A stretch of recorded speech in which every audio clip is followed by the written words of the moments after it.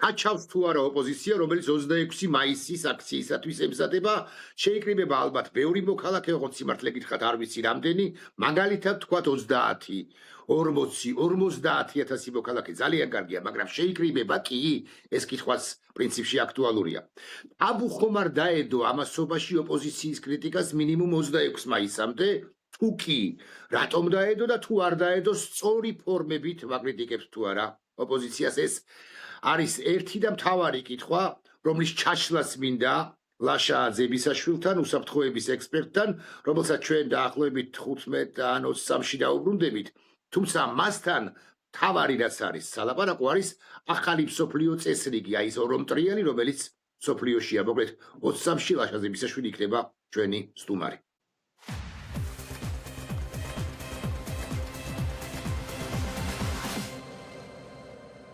გადაცემის პარტნიორია კოკა-კოლა.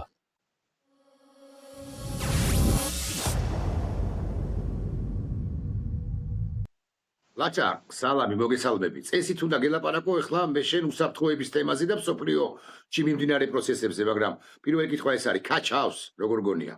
ოპოზიცია კაჩავს თუ არა, რას ამჩნევ შენ, როგორ აფასებ და მე სიმართლე გითხრა, მაქვს ერთგვარი შინაგანი ტაბუ, რომ არ გავაკრიტიკო მინიმუმ 26 მაისამდე, მაგრამ მეორე მხრივ საკუთარ თავს ვეკითხები ხოლმე, რომ რატომ არ უნდა გააკრიტიკო თუ ვერ ხედავ სათანადო აქტივობას მათი მხრიდან, თუნდაც 26 მაისისათვის რამდენად კარგად ან სწორად ემზადებიან. სიტყვა შენ. მოგესალმები ირაკლი, დავიწყებ იმით, რომ ზოგადად უნდა გვიხაროდეს, რომ კრიტიკის საშუალება გვაქვს და მით უმეტეს, როცა კრიტიკა მოდის არგუმენტირებული, აკადემიურ სივრცეში კრიტიკა აუცილებელია და მით უფრო ახლა აკადემიურ სივრცეში, როცა რაღაც ჭეშმარიტების კვლევას ვიწყებთ და კრიტიკა აუცილებელია და საჭიროა, იმიტომ რომ ამის გარეშე ჭეშმარიტებას ვერ მივაკლებ. მით უფრო მნიშვნელოვანია კრიტიკა პოლიტიკურ სივრცეში, იმიტომ რომ პოლიტიკაც მეცნიერების იმ სფეროს მიეკუთვნება, რომელიც თავისი კანონებით მოქმედებს და თუ ამ კანონებს შენ ვერ დაემორჩილე, ან არ გაითვალისწინე ეს კანონები, ის კანონები გავრცელდება ამ პოლიტიკაში როგორც ყოველთვის და შესაბამისად ვერასოდეს ვერ მიიღებ იმ სასურველ შედეგს, რისთვისაც შენ გინდა რომ რეალურად ხალხი დაამობილიზო. ამიტომ ეს ერთგვარი დიდი შესავალი გამომივიდა, ამიტომ კრიტიკა რა თქმა უნდა აუცილებელი არის და ამ ეტაპზე მიუხედავად იმისა, რომ ამ სიტუაციაში, რა სიტუაციაში საქართველოს არის აღმოჩენილი 24 წლის 28 ნოემბრიდან, არც თუ ისე სახარბიელო მდგომარეობა, ჩვენ შეგვიძლია თქვათ, რომ ოპოზიციამ რეალურად ვერ გაამართლა. ეს არ არის კიდევ ერთხელ, ეს არ ნიშნავს იმას, რომ ოპოზიციას არ აქვს პერსპექტივა, ეს არ ნიშნავს, რომ ოპოზიცია ვერ გამოასწორებს ან არ გაუმჯობესდება ან ახალი სახები არ გამოჩნდებიან ოპოზიციაში, მაგრამ ის რაც ჩვენ აქამდე ვიხილეთ, ბუნებრივია ეს ჩემთვის სიმართლე გითხრათ, მაინც და მაინც წარმატების ისტორიას ნამდვილად არ გავს. რაც შეეხება ახლა 26 ახლა არ მინდა დავიწყო მთელი მიზეზები ჩამოთვალო, რატომ არის, თუმცა შეიძლება ამასაც ვისაუბროთ. 26 მაისის თემა ძალიან მნიშვნელოვანია, იმიტომ რომ ერთი გასაგებია თარიღის გამო, ბუნებრივია ეს ერისთვის არის მნიშვნელოვანი და ერმა უნდა დააფიქსიროს თავისი პოზიცია, მაგრამ ამასთან ერთად ეს ერთგვარი საზომი არის, ეს დაანონსებული აქცია, რამდენად ხალხი გამოხატავს თავის პოზიციას და გარკვეულწილად ოპოზიცია ცდილობს თავისი პოზიციონირება გააკეთოს, რომ მის დაანონსებულ აქციაზე რეალურად რამდენი ხალხი მოვა, რაც საზომია მისი მხარდაჭერის. თუმცა ეს არ არის რეალურად ნამდვილი საზომი. ზოგადად პოლიტიკურ სივრცეში ბევრს ეშლება ნამდვილი საზომი რა არის პოლიტიკური მხარდაჭერის. რაოდენობა ხალხის, რომელიც გამოსულია და არ ეთანხმება დიქტატურას, ან ავტორიტარიზმს, ან ტირანიას, თუ რაც ნებავთ ის დაარქვით, ეს უბრალოდ არ ნიშნავს იმას, რომ ზუსტად ამდენივე რაოდენობა ხალხის გამოხატავს მხარდაჭერას კონკრეტული პოლიტიკური პარტიის მიმართ. კიდევ ერთხელ გავიმეორებ, ბევრჯერ ითქვა ეს 2024 წლის ოქტომბრის საპარლამენტო არჩევნები არ იყო პირდაპირ მხარდაჭერა კონკრეტული პოლიტიკური პარტიების მიმართ. ეს იყო ერთგვარი ხალხისთვის, როგორ გითხრათ, ცუდსა და უარეს შორის არჩევანის ფორმულა, როცა ბევრმა, ძალიან ბევრმა, ახლა შემოჯაშიც მაგალითად, ბევრმა წმინდა რაციონალური კალკულაცია გააკეთა, არა იმიტომ რომ ვიღაცა კონკრეტული პოლიტიკური პარტიის მომხრე იყო, არც ერთი პოლიტიკური პარტიის მომხრე არ იყო, მაგრამ რაციონალური კალკულაციიდან გამომდინარე გააკეთეს სხვადასხვა პოლიტიკური პარტიების სასარგებლოდ და მივეცით ხმა. მსგავსი რამ აბსოლუტურად არის 26 მაისი. 26 მაისი არ არის ოპოზიციის მხარდაჭერის გამხატველი. 26 მაისის აქცია არის არსებული პოლიტიკური რეჟიმის უარყოფის დამაფიქსირებელი აქცია. ეს არის და ეს. თუმცა ლაშა დამეთანხმე რომ ოპოზიციამ რამდენადაც ის არის სწორედაც რომ ველზე უნდა გვითხრას არამხოლოდ 26 მაისთან დაკავშირებით, არამედ უნდა გვითხრას უხეშად 27 მაისიდან რა ხდება.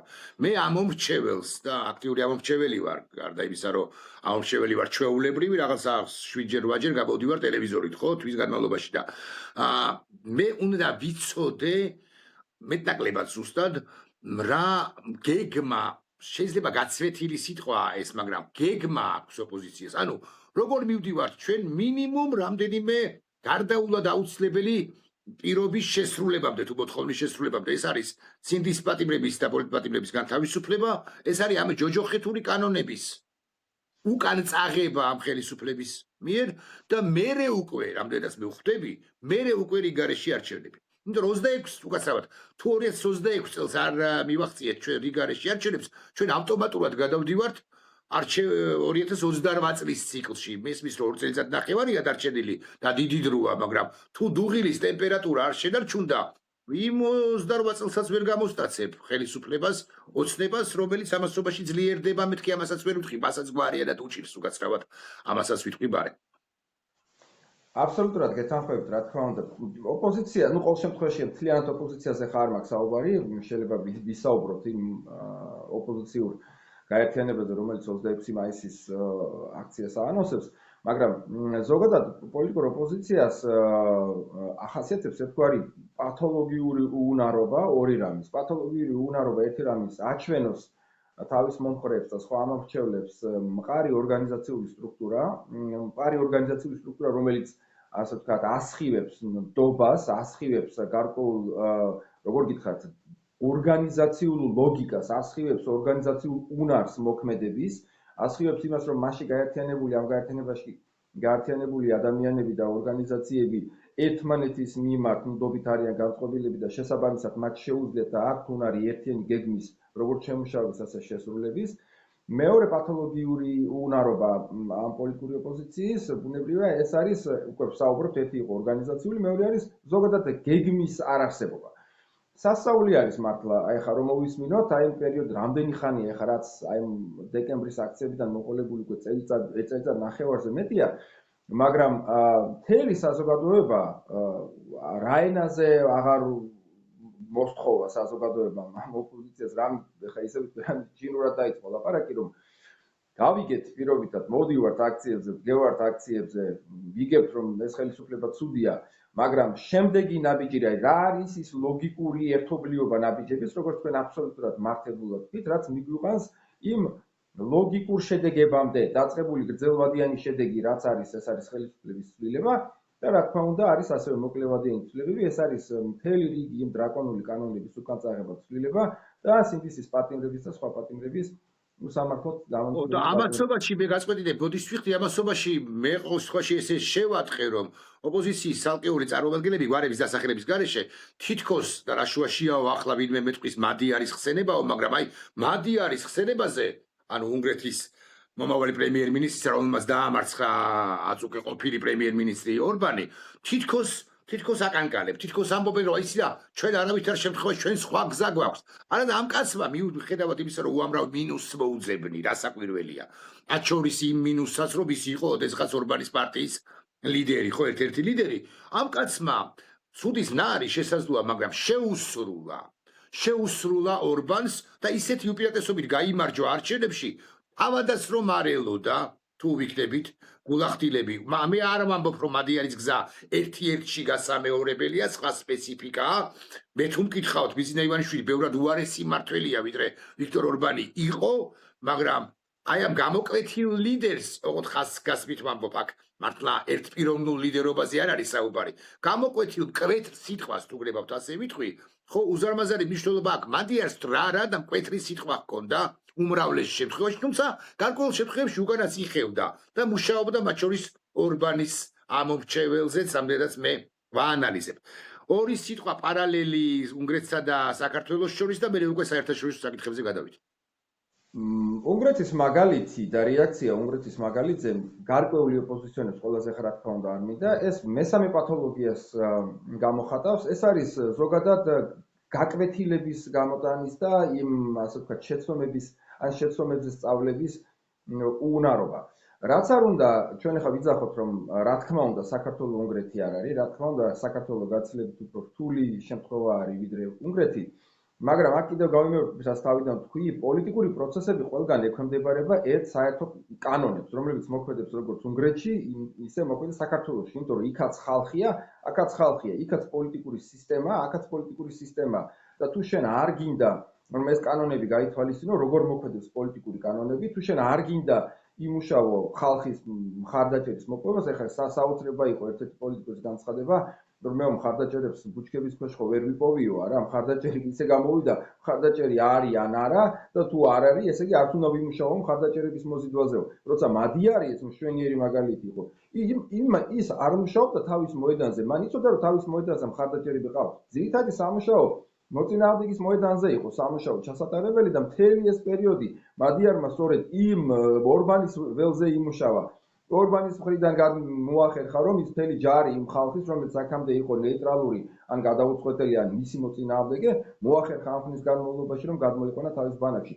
ეს მთელი პათოლოგიები ახასიათებს ახლა რეალურად ოპოზიციას, პოლიტიკური კანონების აცოდნა, გაკვეთილების სწავლის გამოტანის, დასკვნების გამოტანის უუნარობა, გეგმის არარსებობა, ორგანიზაციული სტრუქტურის არარსებობა და მხოლოდ იმის მტკიცებით რომ მოდი ხალხო ქუჩაში დავდგეთ და ამ დადგომით რეალურად ოდესღაც ეს ხელისუფლება ჩამოიშლება, ეს არის აბსოლუტურად არათუ მიამიტობა. ეს ერთგვარი, როგორ გითხრათ, დეფიტიზმის რო ეძახიან, ეხა ინგლისური ტერმინი რო ვიძახო, ანუ დამარცხებულობის და საკუთარი უნარობის აღიარება, რომ შენ როგორც ძალა, რომელსაც გაქვს პრეტენზია პოლიტიკური ძალაუფლების აღებაზე, უარს ამბობ შენი მხრიდან აქტიურ მოქმედებებზე და რეალურად ელოდები რაღაც გარე ფაქტორებს, რომლებიც ალბათ ოდესღაც ამ ხელისუფლებას ბაშა, აბსოლუტურად გეთახმები. გუშინ იყო თუ გუშინ წინ რაღაც ვიწრო წლებში მსჯელობისას არა იმდენად მეგობრებთან, არამედ პირებთან, რომლებიც მეტნაკლებად კვალიფიციური არიან პოლიტიკური პროცესების შეფასებაში, მათ გამოთქვეს ამგვარი ფრთხილი პროგნოზი კი არა, ვარაუდი ვერსია თუ სწორი სიტყვა, რომ ოცნებას რამდენადაც ვერ ამარცხებს ყოველში მოცემულ ეტაპზე, ან სუსტია ოპოზიცია, გეგმა არა აქვს, რაღაც პათოლოგიები აქვს და ასე შემდეგ, როგორც შენ ბრძანებ, ოცნებას დაამარცხებს და აქ მრავალ წერტილს დავსვავ შერისტებართვით. თავად ოცნება. ანუ გეოპოლიტიკური ვითარების გათვალისწინებით, იმის გათვალისწინებით, რომ იძულებული იქნება შეცვალოს პოლიტიკა, ამგვარი ოცნება. აი ესეთი, აი ჩაკეტილი, იზოლაციონისკენ მიმავალი, რუსეთისკენ მიმავალი, არა ადეკვატური, აქ რაღაცა რეპრესიული, ავტორიტარული და ვინც ის დიქტატურულიც კი გადალაგდება გარკვეული პერიოდის შემდეგ უშუალოდ ბიზინა ივანიშვილი იგრძნობს იმ მომენტუმს, რომ ახლა უკვე იმგვარობის დრო აღარ არის. შესაძლებლობა აღარ არის, რა შესაძლებლობაც იყო თავის დროზე და გადალაგდება და მაგალითად შეცვლის კობახიძეს მოიყვანს გაცილებით უკეთეს ტიპს, რომელიც იტყვის რომ ევროკავშირს უბრუნდებით და ეს პოლიტიკა დამარცხდება. აი, რამდენად სწორი ვერსია, რამდენად საფუძვლიანი ვერსიაა ეს შენი აზრით? ეს ვერსიაც ის აბსოლუტურად მართებულად ექვემდებარება პოლიტიკური პროცესების განვითარების ლოგიკას. როცა პოლიტიკური რეჟიმი, გარკვეული პოლიტიკური რეჟიმი ის მყარი არის, ან შეიძლება არ იყოს მყარი, მაგრამ არ არსებობს მისი პოლიტიკური ალტერნატივა, რომელიც შეძლებს მის დამარცხებას საკუთარი ძალებით. ბუნებრივია რეჟიმი განაგრძობს არსებობას, ეს ანიშნავს კიდევ ერთხელ რომ რეჟიმი მყარია, მაგრამ სხვა ალტერნატივა რადგანაც არ არის, პოლიტიკური რეჟიმი არის. მას შეიძლება 10 წლეულებიც კი გაძლოს. ჩვენ უამრავი მაგალითი გვაქვს ზოგადად ისტორიაში, როცა ასეთი პოლიტიკური რეჟიმები არსებობდნენ, ეხა იქნება სალაზარი იქნება პორტუგალიაში, ფრანკო იქნება ესპანეთში, და ასე შემდეგ, თუ პინოჩეტი იქნება ჩილეში, უამრავი მაგალითი არსებობს, როცა ასეთი რეჟიმები განაგრძობდნენ არსებობას, მათ არაფერმა არ შეუშალა ხელი, მაგრამ საბოლოო ჯამში შიდა პოლიტიკურმა ცვლილებამ რეჟიმის და მმართველი პარტიის, იმიტომ რომ ელიტები იცვლება, არ არსებობს ახლა 15-20 წელი გავიდეს, ან 30 წელი გავიდეს ერთ-ერთი პოლიტიკური პარტიის არსებობაში და ცვლილებები არ მოხდეს. ეს აბსოლუტურად წარმოუდგენელია, შიდა პოლიტიკური ცვლილება, იმიტომ რომ ახალი პოლიტიკური ელიტა, ახალი პოლიტიკური ფიგურები, რა თქმა უნდა, გრძნობენ, რომ გარშემო რაც კი მოვლენები ვითარდება, არსებული რეჟიმის საჭიროებს ცვლილებას ის შეუსაბამოა და ბუნებრივია ეს იწვევს მე შემდგომ შიდა გადატრიალებას, ან შიდაცვლილებას პოლიტიკური პარტიის. ეს არის ჩვეულებრივი კანონზომიერება პოლიტიკური პროცესების და ეს მოხდება ასევე საქართველოში. ამიტომ ის რაც თქვენ ამბობთ, ეს ცალკე კიდე სხვა საინტერესო საკითხია. თუ რა გეოპოლიტიკური პროცესები ვითარდება საქართველოს გარშემო და რამდენად ის ძლიერი პროცესებია, რომ ადრე თუ გვიან ამ პროცესებმა გამოიწვიოს ჩვენთან პოლიტიკური ცვლილება, ეს რა თქმა უნდა ესეა, იმიტომ რომ ჩვენ სამწუხაროდ არ ვიმყოფებით ისეთ გეოგრაფიულ არეალში, სადაც ჩვენ არ გვეხება არაფერი, პირიქით ჩვენს გარშემო ძალიან ბევრი რამე არის აფეთქებული და კიდევ აფეთქდება და ეს ბუნებრივია ითხოვს ჩვენი არსებული ხელისუფლებისგან რეაგირებას მთელი რიგ გამოწვევებზე. იქნება ეს უსაფრთხოება ეკონომიკური, პოლიტიკური, სოციალური თუ გნებავთ გარემოს დაცვის საკითხებში, ამაზე რეაგირებას ხელისუფლება თუ არ მე ლაშა აბსოლუტურად მოვყევი, მაგრამ ერთი კითხვა მაქვს, აი სულ მუდმივად მე სიმართლე გითხრათ, განსხვავებული პოზიციები მქონია ამასთან დაკავშირებით. მე ვერ ჩამოვყალიბებულ ვარ კი არა, ჩამოვყალიბდი, მაგრამ მაინც ბიზინა ივანიშვილი პერსონალურად, რომელიც ყველაზე ძლევამოსილი პირია და მის გარეშე სტრატეგიული ახლა იქ ქუშაზე რამდენად კარგად დაიხაზება გადასასვლელი ამაზე არ არის ლაპარაკი, ხო? სტრატეგიული საკითხები, ენერგო საკითხები, საგარეო პოლიტიკური საკითხები, უსაფრთხოების საკითხები, საგარეო ურთიერთობების საკითხები ვერ წყდება და არ წყდება, ხო? ბიზინა ივანიშვილი როგორია? ვინ არის? ის არის პრობიზინისტი, რუსი, პრორუსი, ქართულგვარიანი რუსი, ქართველი მისეული გაგებით, ანუ რაღაც ჩაკეტილო, რაღაც კონსერვატორი, ოღონდ საბჭოთა რუსეთის ან რაღაც ბეფის რუსეთის გააზრებით, როგორც შეიძლება ყოფილიყო ქართველი, გრუზინი, მოდი ასე ვიტყვი. ვინ არის ბიზინა ივანიშვილი? თუ ბიზინა ივანიშვილი არის რუსეთზე დამოკიდებული პირი, თუ ამაზე თანხმდებით ან ამ ვერსიას ვუშვებთ, მაშინ მას მოქმედების დიდი ამპლიტუდა არც აქვს. იმიტომ რაც არ უნდა გადალაგდეს მსოფლიოში რაღაცეები შეიცვალოს, გარშემო კავკასიის რეგიონში უფრო ფართოდ ახლო აღმოსავლეთში და ასე შემდეგ, ის გამოჭერილი პირია ყურებით მეთქი, დაჭერილი, არ მისცემენ შესაძლებლობას. სწორია ნაწილობრივ მაინც ჩემი ლოგიკა?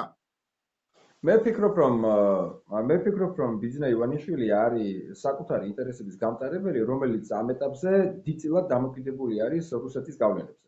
ოღონდ პირველი არის მისი რა თქმა უნდა ინტერესები, მაგრამ ამ ინტერესების განხორციელებისას ის ამ ეტაპზე ძირითადად ითვალისწინებს რუსეთის პოზიციას და რუსეთის გავლენას. ეს როგორ გითხრათ, მისი თვალთახედვიდან ამ ეტაპზე რუსეთი არის დომინანტი ძალა, როგორც რეგიონში, ასევე მსოფლიოში და სანამ ეს დომინანტი ძალა საბოლოოდ არ დამარცხდება, მისთვის ეს იქნება ძირითადი გასათვალისწინებელი ფაქტორი. ეს არის ის, რაც განაპირობებს მისი მოქმედების ლოგიკას, მათ შორის საერთაშორისო, მას არაერთხელ განუცხადები ეკიდებაც ეს, ხო? მან თქვა, რომ ჩვენ პატარა სახელმწიფო არაფერს არ წვითავთ, დიდებმა უნდა მოილაპარაკონ ერთმანეთში და როგორც დალაგდებიან, მერე ჩვენც ავეწყობთ იმის მიხედვით. ამ სოფხედველობიდან გამომდინარე, ბუნებრივია, სანამ რუსეთი არ დამარცხდება უკრაინაში, სანამ არ შეიცვლება იქ პოლიტიკური რეჟიმი, სანამ არ მოგვეშვებიან, ის რეალურად მე ვფიქრობ, რაიმე მნიშვნელოვან ცვლილებას შეიძლება რაღაც გარკვეული ტაქტიკური ცვლილებები, პერსონალიების ცვლილებები იმისთვის, რომ ვიღაცა მეტნაკლებად მისაღები მომლაპარაკებელი პოლიტიკოსი დანიშნას ევროკავშირთან, მან გააკეთოს.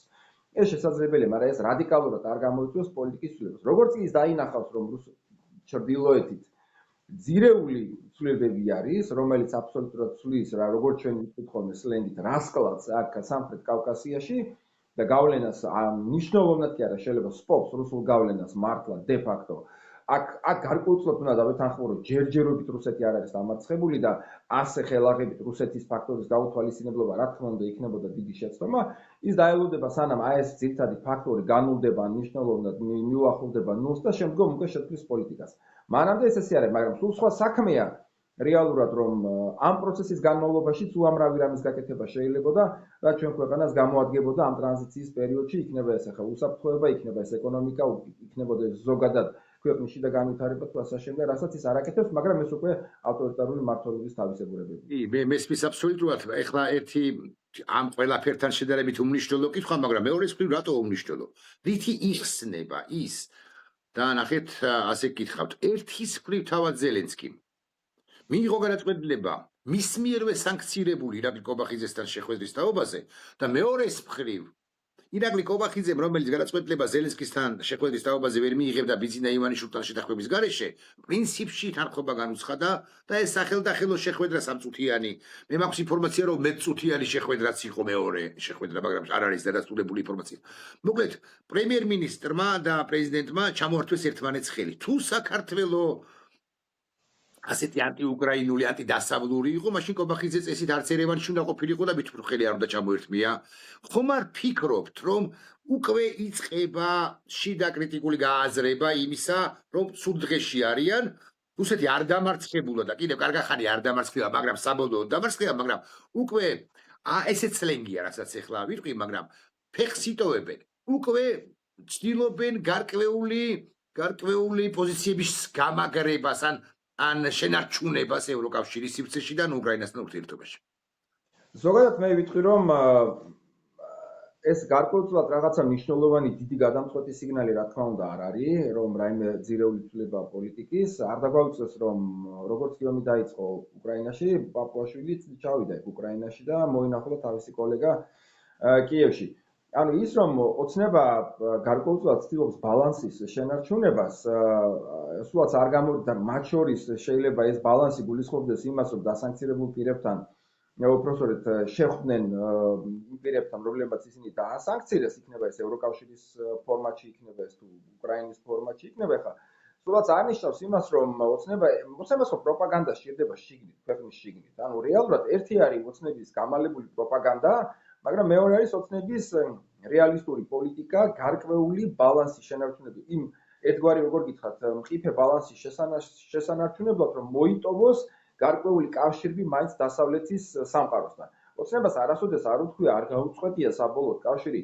მიუხედავად იმ უკიდურესი კრიტიკისა კი არა და ლანძღვისა ევროკავშირისა და კიევის, ხო, ევროპა ყოველთვის მაინც საბოლოო ჯამში ამბობს, რომ ჩვენი მიმართულება არის ევროპა და ჩვენი მიმართულება არის ევროკავშირი, უბრალოდ იქ უნდა შეიცვალოს პოლიტიკა. ეს მიდგომა მათ აძლევთ იმის საშუალებას, რომ მიუხედავად ამ გამალებული პროპაგანდისა და კიდევ ერთხელ დავიმეორებ, ლანძღვისა დასავლური სამყაროს მთლიანად და განსაკუთრებით ევროპის და ევროკავშირის ბიუროკრატიისა, ეს მათ აბსოლუტურად არანაირ დისკომფორტს არ უქმნის, რომ საჭიროების შემთხვევაში ნებისმიერ ფორმატში შეხვდნენ, ხელი ჩამოართვონ და ისაუბრონ, იმიტომ რომ მეორე დღეს ამას მშვენივრად პროპაგანდა ისევ გაასაღებს, ისე რომ თვითონ ევროკავშირმა მოითხოვა მათთან შეხვედრა, აგერ რამაგრები ყოფილვართ, მიუხედავად იმისა, რომ თურმე ესე დაპირისპირებული ვიყავით, მაინც ჭირდებით მან და მაინც მოდიან ჩვენთან სალაპარაკოთ. ამას პროპაგანდა ყოველთვის გაასაღებს და ეს ლოგიკაში, ქართული ცნების ლოგიკაში ყოველთვის ჩაჯდება. სულ სხვა საქმეა უბრალოდ რა პოლიტიკური ცვლილება არის დასავლეთის მხრიდან ჩვენს მიმართ. ანუ თუ აქამდე იყო ერთგვარი გარკვეული, როგორ გითხრათ, თავშეკავების კი არა, იგნორირების, დე-ფაქტო იგნორირების გარკვეული პოლიტიკა იყო, რადიკალურად იყო შემცირებული მაღალ პოლიტიკურ დონეზე შეხვედრები და ასე შემდეგ. მე ვფიქრობ, რომ პარალელურად იმ პროცესებისა, რაც მოხდება უკრაინის რუსეთის ფრონტზე და ამიერკავკასიაში, აზერბაიჯანსა და სომხეთს შორის, ჩვენ დავინახავთ გარკვეულ სულ უფრო მზარდ ცვლილებას საქართველოსთან მიმართ. ეს არ ნიშნავს იმას, რომ დასავლეთი ჩაეხუტება ოცნებას, ეს არ ნიშნავს იმას, რომ დასავლეთი რაღაცნაირად ეს ნიშნავს იმას, რომ აღიარებს? ეს ნიშნავს იმას, რომ პრაქტიკული კონტაქტები ვფიქრობ, რომ გახშირდება, იმიტომ რომ დასავლეთმა ნახდა, ეს პირდაპირ უკავშირდება მათ შორის შიდა პოლიტიკას საქართველოში. დასავლეთმა ნახა, რომ ის პოლიტიკური ოპოზიცია, რაც აქამდე არსებობდა, აღმოჩნდა უუნარო იმ მასობრივი უკმაყოფილების მობილიზების, აღმოჩნდა უუნარო ამ უკმაყოფილების ორგანიზების, აღმოჩნდა უუნარო იმ გეგმის წარმოჩენის, არა მხოლოდ საკუთარი ხალხის წინაშე, არამედ დასავლეთის მიმართაც, თუ როგორ რა გზით აპირებენ პოლიტიკური ხელისუფლების ცვლილებას, თუნდაც ის მარტივი კითხვა ოპოზიციის მიმართ. არის თუ არა 2028 წლის საპარლამენტო არჩევნები ის თარიღი, როცა ოპოზიცია აპირებს ამ პოლიტიკურ სისტემაში, ამ საარჩევნო სისტემაში ხელისუფლების ცვლილებას და შეცვლას, ანუ გადარჩევას. ხო, ამაზეც კი არა აქვს პოლიტიკურ ოპოზიციას გეგმა, ამაზეც კი არა აქვს პასუხი. რომ აღარ ვილაპარაკო სხვა მთელ რიგ საკითხებზე, რაზეც ბუნებრივია ნებისმიერ მოქალაქეს საქართველოსი, მოქალაქეს აღარ ვსაუბრობ კიდევ ერთხელ ევროპელებზე, მარტივად გააჩნიათ კითხვა. რას აპირებთ, როგორ აპირებთ, ვინ აპირებთ. ხო, ანუ შეულებრივია ხა ეს მარტივ ჭეშმარიტებებზე უნდა ვილაპარაკოთ ირაკლი, მაგრამ ტერმინი რომ აიღოთ, ხო, ვსაუბრობ სტრატეგია, ხო, აი ვის მოდით ხოლმე, ეს არის ჩვენი სტრატეგია მოქმედების. ბაზისურ ტერმინებზე უნდა ვისაუბროთ, რომ სტრატეგია ეს არის მიზანი, გზა და საშუალებები. როცა პოლიტიკურ ოპოზიციას ეკითხები, რა არის თქვენი მოქმედების სტრატეგია და ის ოპოზიციონერი გეუბნება, რომ ქუჩაში უნდა დავდგე, ეს არ არის არც მიზანი, ეს არ არის არც გზა და ეს არ არის არც საშუალება. ეს არის მხოლოდ ერთ-ერთი მცირე ინსტრუმენტებიდან ერთ-ერთი კონკრეტული რაღაც ამოღებული პირობითაც ხა რა ატვიორკა წარმოიდგინეთ ახლა ამოღებული და ეს ახლა პირობითად ეს ოპოზიციონერი ამ ატვიორკას გაჩვენებს და გეუბნება რომ ამ ატვიორკით სახლი აშენდებაო. ხო თქვენ ხო გესმით რომ სახლი ვერ აშენდება.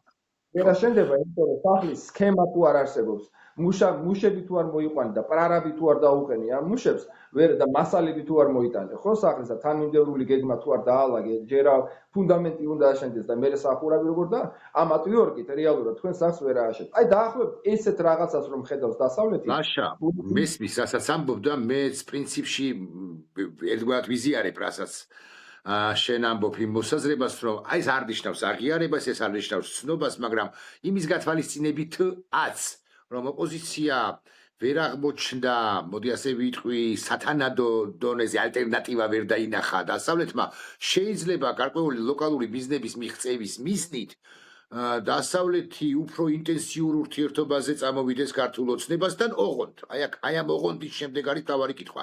დაახევინებს კი გარკვეულ საკითხებში უკან თუ გაჯიქურდება.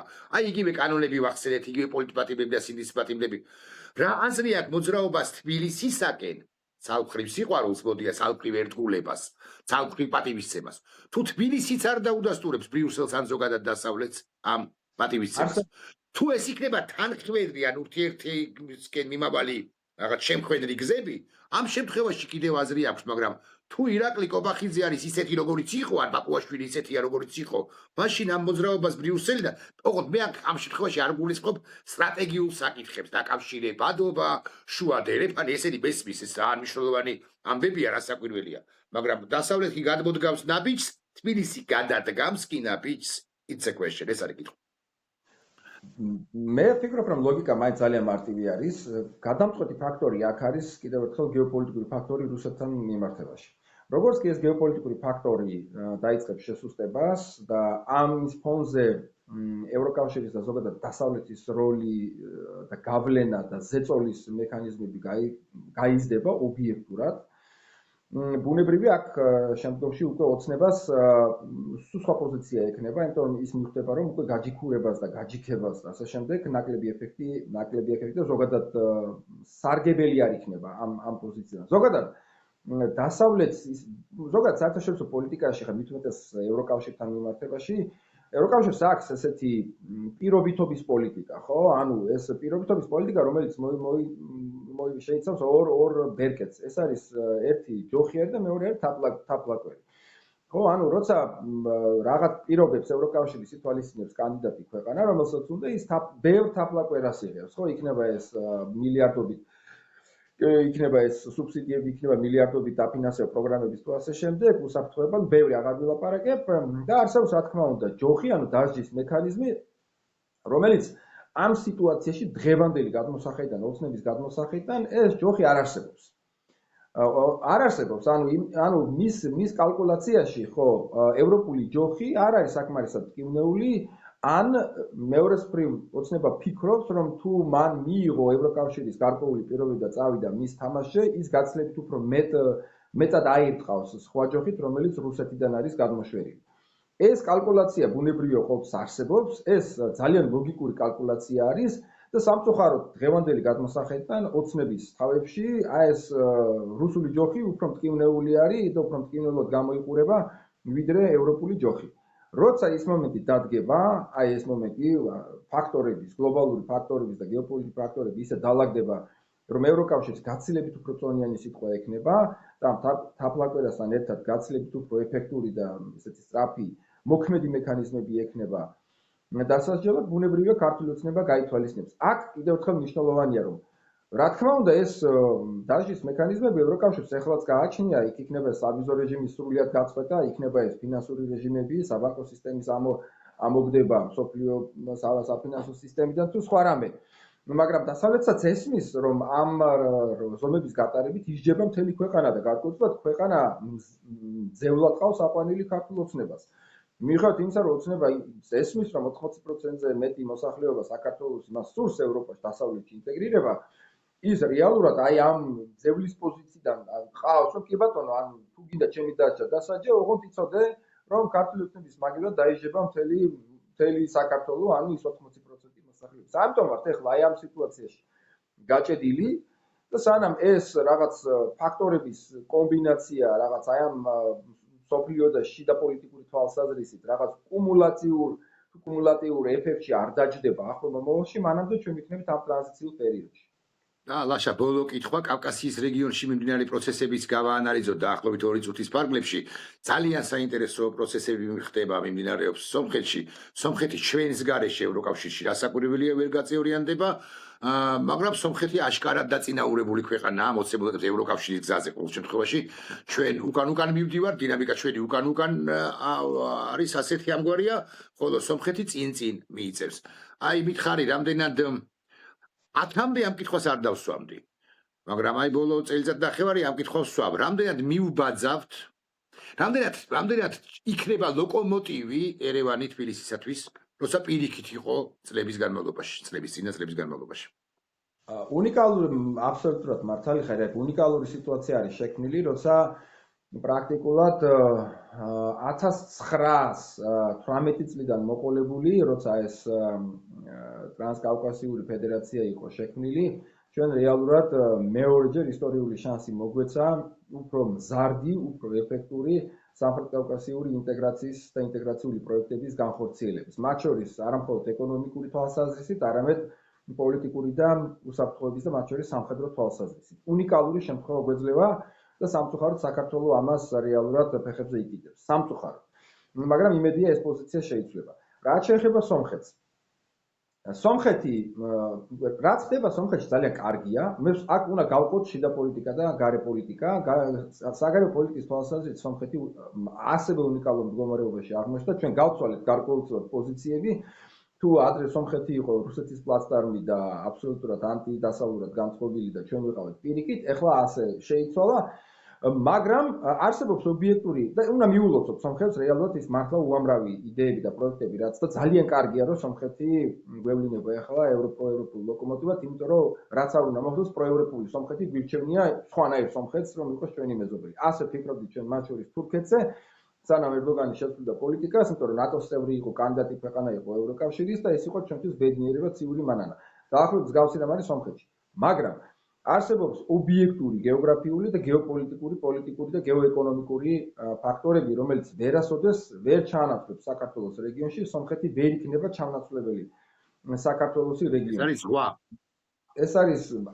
ეს არის ზღვა, ეს არის ის ობიექტური მოცემულობა, აი როგორ გითხრათ, არსებობს ადამიანური ფაქტორი განვითარების, არსებობს ლოგისტიკური მომენტები, არსებობს პოტენციალი ქვეყნის ეკონომიკის, უამრავი რამ არის, რაც უკავშირდება მათ შორის საზოგადოებრივ კულტურულ განვითარებას, რაოდენობას მარტო სომხეთში 2,5 მილიონი მოსახლეობა არის, სომხეთი არის ჩათვალით ძალიან პატარა ქვეყანაა, რომელსაც ის ეკონომიკა ამ პროევროპული პროექტების და იდეების განვითარების თვალსაზრისით სამხრეთ კავკასიაში ევროპა ნამდვილი ევროპაა და მდგრადად ევროპა შემოვა მხოლოდ იმ შემთხვევაში, როცა ევროპის წევრი გახდება საქართველო.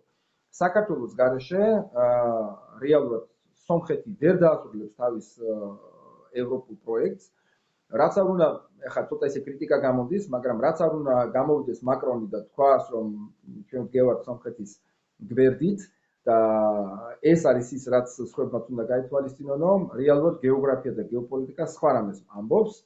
ჩვენ სანამ გეოგრაფიულად მყარად არ მივებმევით ევროპას და ეს შესაძლებელია მხოლოდ და მხოლოდ საქართველოს მეშვეობით, რეგიონი ვერ გახდება, ანუ სომხეთი ვერ გახდება ევროპის ნაწილი. ამიტომ ეს უნდა გვესმოდეს, ის პროექტებიც ვერ განხორციელდება. რაც არ უნდა ჩვენ ახლა ტრიპის პროექტზე ვილაპარაკოთ, ლოგისტიკურ პროექტებზე ვილაპარაკოთ, საინფორმაციო ჰაბის პროექტებზე ვილაპარაკოთ, საერთო ჯამში ყველაფერი ებმევა საქართველოს გეოგრაფიულ და გეოპოლიტიკურ მდებარეობას, არა მხოლოდ სხვათა შორის მდებარეობას, მათ შორის ეს ძალიან მნიშვნელოვანი არის, ეს უნდა აღვნიშნო ირაკლი.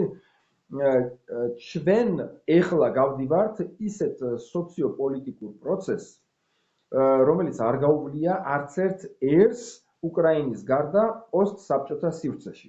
ჩვენ ეხლა გავდივართ პოლიტიკურ ტრანზიციას, ანუ ჩვენ დავემშვიდობებით ღმერთმა ქნას იმ, აი რასაც ჩვენ ვეძახით, გრუზინულ ანუ პოსტსაბჭოთა მენტალიტეტს, პოლიტიკურ სისტემას, ამას ჩვენ გავდივართ ძალიან მტკივნეულოდ, ამას ჩვენ გავდივართ ავტორიტარული ფაზის გავლით, მაგრამ ეს არის ის აუცილებელი ისტორიული პროცესი, რომელიც ჩვენ უნდა დავასრულოთ იმისთვის, რომ ნამდვილად თავისუფალი თაობა, ნამდვილად ჯანსაღი პოლიტიკური სისტემა შევქმნათ. ეს სომხეთს არ აქვს გავლილი. ამის გარეშე სომხეთი ვერ იქცევა ლოკომოტივად, ვერც ეკონომიკური და ვერც პოლიტიკური თვალსაზრისით. ამიტომ ეს პროცესები სომხეთს ჯერ კიდევ წინ მოელის. ანუ როგორ გითხრათ, ფუძემდებლური სოციალური და სოციოპოლიტიკური გარდაქმნის და ტრანზიციის გარეშე ერისა ევროპულ ერად ვერ ყალიბდება ის პოსტსაბჭოთა ერი. და ეს რეალურად ევროპა, უკრაინა გადის ამას ომის მეშვეობით, ჩვენ გავდივართ ამას დიქტატურის დამარცხების პროცესის გზით, ხოლო სომხეთი ახლა რეალურად იმყოფება იმ ფაზაში, რაც ჩვენ გავიარეთ 2003-2012 წლის პერიოდში. აი ეს ფაზა რო დასრულდება სომხეთში, მერე მოუწევს სომხეთს იმის გავლა, რაც ჩვენ გავიარეთ. ასე რომ ლაშა ზებისაშვილი ლაშა ძალიან დიდი მადლობა. ლაშა ზებისაშვილი იყო ჩვენი სტუმარი. უღბესი მადლობა. უაღრესად საინტერესო იყო ეს 26-27 წუთიანი ინტერვიუ. შენთან მადლობას გიხდი, წარმატებას და გამარჯვებას გისურვებ. ასევე. გაიხარეთ.